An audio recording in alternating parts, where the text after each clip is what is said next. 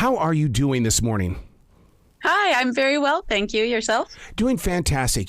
What you do, and the thing is that I didn't just read, I studied. And the one thing that I keep picking up on the vibe of your words, did you study Native American spirituality and studies, or are you Native American and it's a walk and way of your life?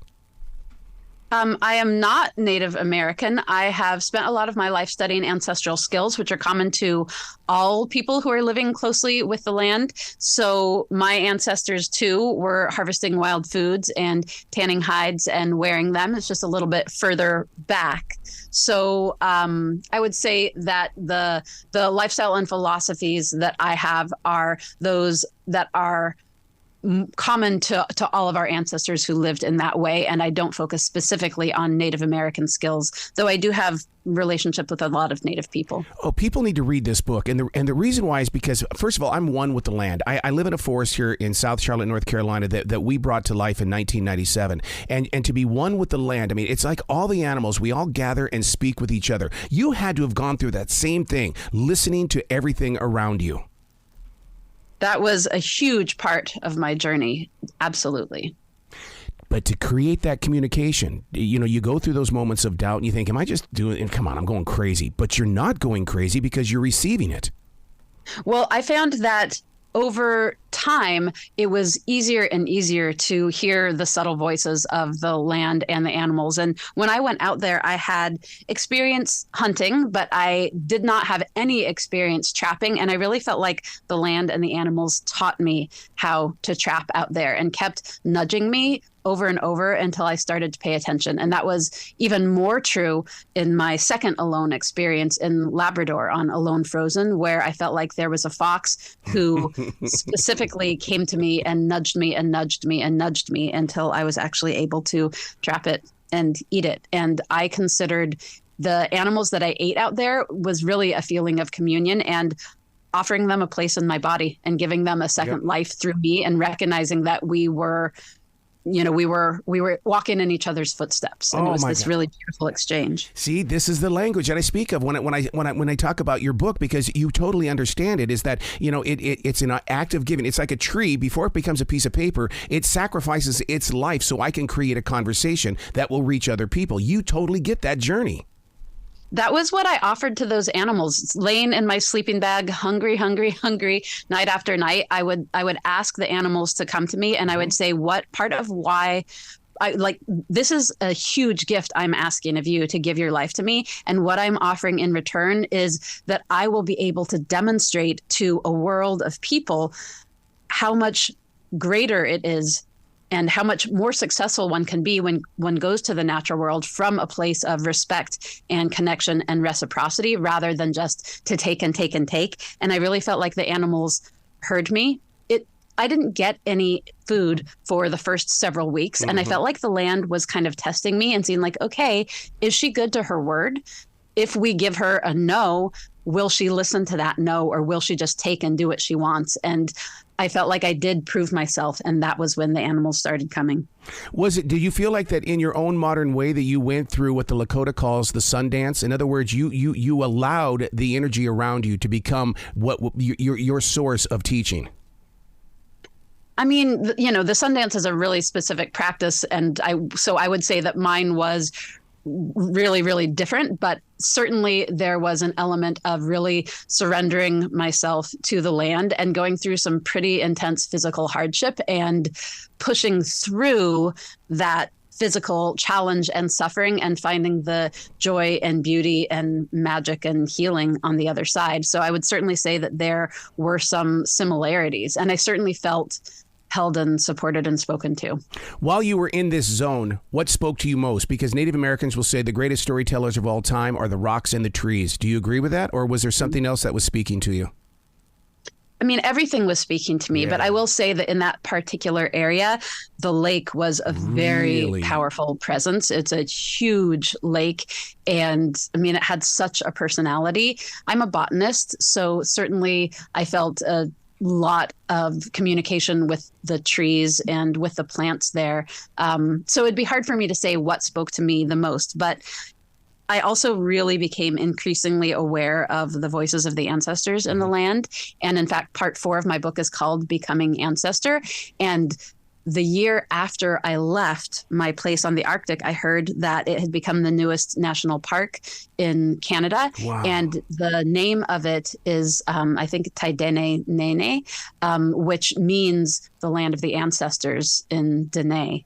So it was amazing for me to have this experience of feeling so connected to the ancestors and then realize that that is what the people of that place recognize as one of the huge gifts of that place as well. I'm inspired that the lake was an inspiration, but at the same time I'm going, of course it was, because water carries sound. I mean, you can hear somebody, a mile away and you can hear the sound. Another thing that carries sound, and I don't know if you ran into this, mushrooms are connected to trees because they are the communicators for the tree roots. Did you run into anything like that? You being somebody who studies the land? Well, there were a lot of mushrooms around, but they were on their way out because the temperatures were so extreme. And certainly this was very true in Labrador. By the time we got there, all of the mushrooms were, melted piles of goo because the temperatures were low enough. But I was certainly, I had a relationship with the mushrooms, but I wouldn't say that I was connected with them in the way that you're saying. It was mostly bare rock. There wasn't a lot of soil. So there wasn't a lot of fungal action in what little soil there was up there. So when you're out there, I know you didn't carry a journal with you, did you? No, journal is not allowed. They're really very strict with what you can bring out. It is only 10 items, and those are items from a very specific list. And those are going to be the items that your survival is dependent on. And as lovely as it would be to be able to journal, it's a better idea, for example, to have a knife. And the reason why I bring up the journal is because now to turn it into a book, I mean, now you've got to rely on the core, the inner self that you are. And there's got to be that relationship between that soul and the outside shell that's going to release this journey for others to become survivors as well. Yeah, I started writing about it as soon as I got out, and it was amazing the degree to which the memories were so deep inside me. And I really felt like my story was pushing to get out. It felt so important to share the journey and the depth of the journey with people that while on the one hand, it was a huge effort to write it. On the other hand, I felt like the story was intact within me, and it was just a matter of sitting down and doing the work to bring it out. Did you have a conversation with that 19-year-old self in the way of saying, look at what we continue to do? Thank you for having the courage at 19 to take that first step?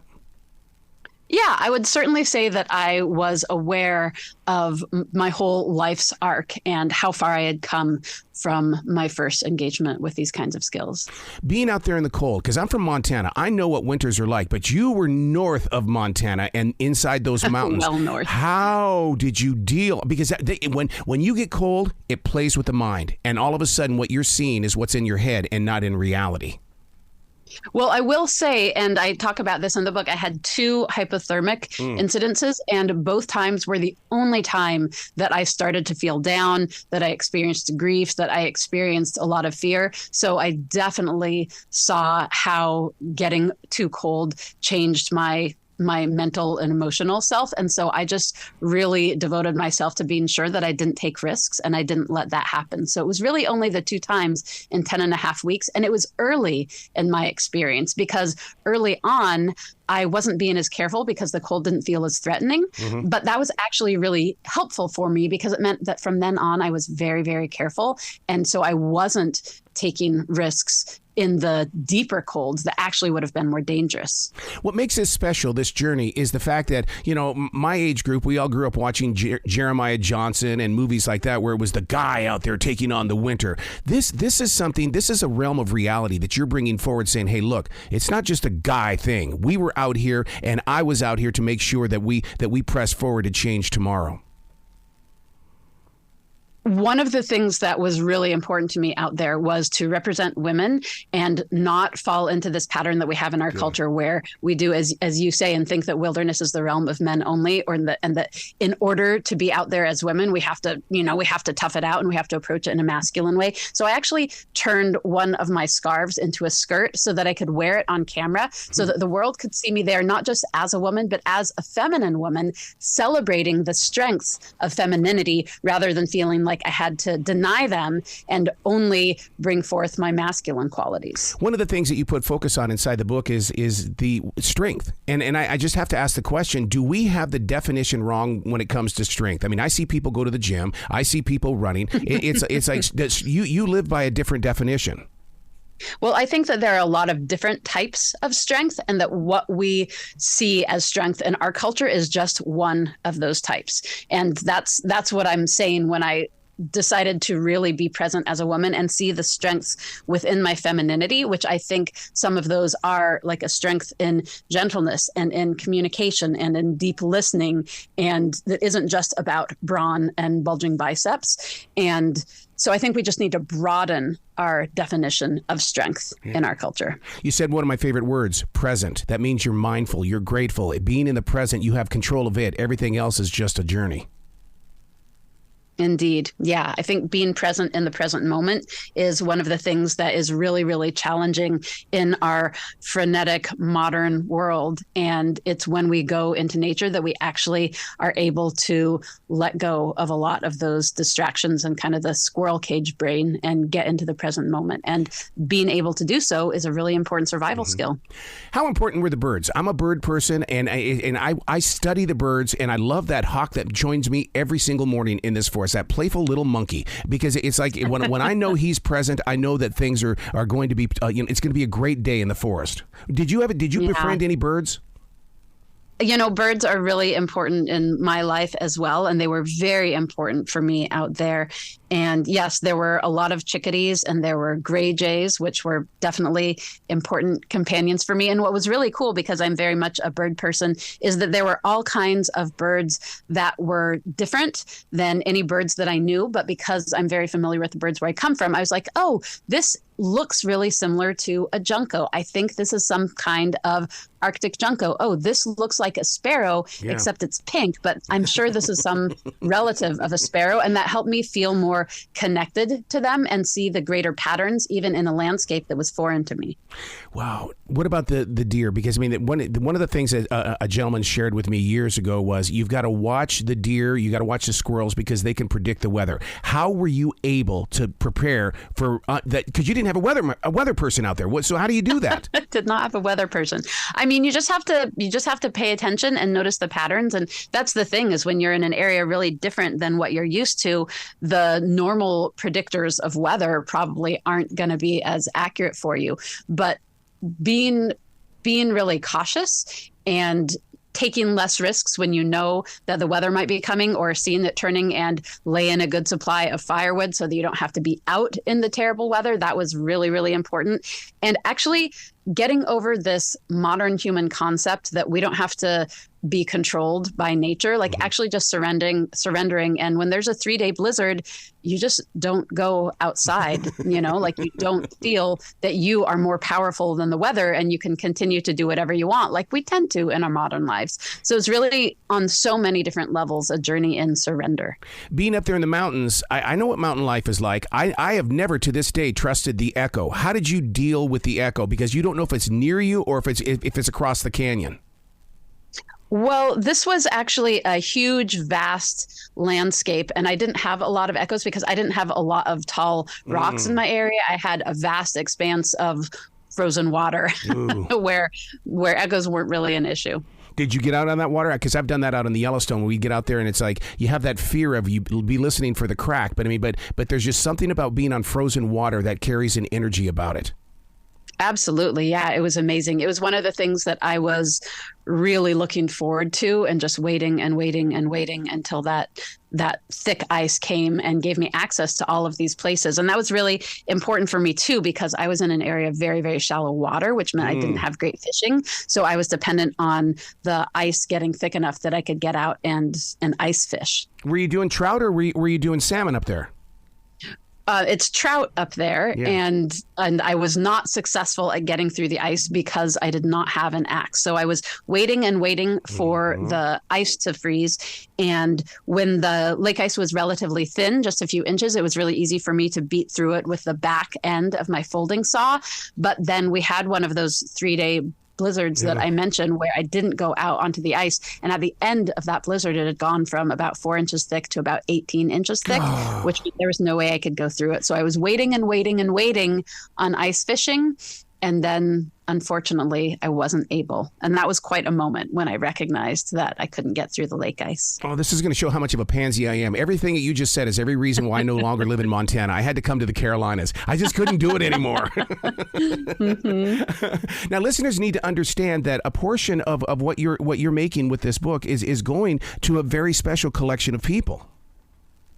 Well, I am waiting to hear back from the Lutzelke Dene up there to see if that's something that they're open to. So that it has been my intention to give part of the proceeds of the book to the people of that area, but we actually haven't been in touch yet. So I'm hoping that that's going to work and we're going to be able to connect. Wow, the book cover. If you don't turn that into a poster that we can put into our business walls, we're missing out on something huge because that book cover is just so empowering. That's the hope. The hope is that is how it will make people feel and that they will be inspired to get out and connect a little bit more with the wild places around them. What's the one lesson that you've learned from nature? Oh, my goodness. That's hard to pick just one. I think that, I certainly think that nature kind of like looking at the stars. It's one of those things that reminds you both of your own importance and your own insignificance at the same time, and that doesn't feel contradictory somehow. And I think that it's really important for us to have a connection to the natural world because it's where we come from. It's part of what it means to be human. And I think that a lot of the ills of modern society is because people feel so disconnected, and it's not what we're meant for. Yeah. So I would say that remembering that we're part of nature and finding ways to incorporate that knowledge into our daily lives is something that's really important. They say that Montana is the big sky country, but you were way north of Montana. Did you have a bigger sky than me? Well, I will say that is likely true just because wherever you have mountains, you're going to have a little bit less sky. But when you're standing on flat, open ice that stretches out for miles in every direction, that's about as big as the sky can get. And then you add incredible northern lights into that sky, and it's pretty epic. It's pretty amazing. Oh, I'm so jealous of you. So jealous for you to go through that experience. Where can people go to find out more about you and to give you lots of love? Great question. My website, WoniyaThibeault.com, is a great place to go to learn more about me, more about the book. And there's all kinds of links to order the book there. I have a Patreon membership who are people who have kind of more access to what I do. And we have regular interactive Zoom calls. And nice. I think the folks who really want to be a bigger part of what I do, that's a really, really wonderful way to plug in. It's a very supportive, like-minded community. So there are lots of ways to be involved. I teach online classes. I teach in-person classes. My writing, obviously, is a great way. So I'd encourage everyone to pick a copy of Never Alone and see what speaks to you in it and what ways you can empower yourself to do more of the types of things that are described in the book. Oh, I love where your heart is. Please come back to this show anytime in the future. The door is always going to be open for you. Thank you so much, Arrow. Well, you be brilliant today, okay? You as well.